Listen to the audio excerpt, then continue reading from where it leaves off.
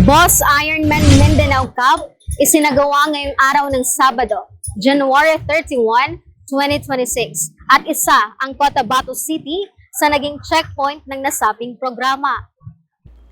Libo-libong mga partisipante mula sa iba't ibang lugar ang nakilahok sa Boss Ironman Mindanao Cup 2026 at isa ang Cotabato City sa naging checkpoint ng nasabing programa. Maaga pa lang, dagsana ang tao sa lungsod upang matunghayan ang nasabing programa at masilayan ang kanilang mga idolo dahil sa kauna-unang pagkakataon na pasama ang lungsod sa checkpoint ng Boss Ironman Mindanao Cup 2026.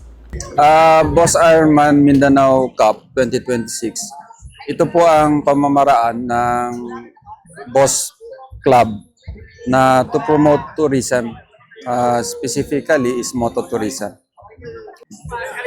Matagal na po ito, siguro mga 10 years nang nangyari, pero napahinto lang nung almost ng isang taon.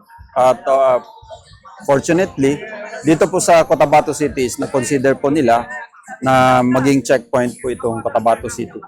Yes, siguro sa Ironman Challenge, sobra 10 taon, first time lang na magkaroon dito sa Maguindanao Norte, Maguindanao del Sur, lalong-lalo na po dito sa Cotabato City. Sa registration po namin na nag-register is 1,100 plus. Ang dumaan po dito is 1,000.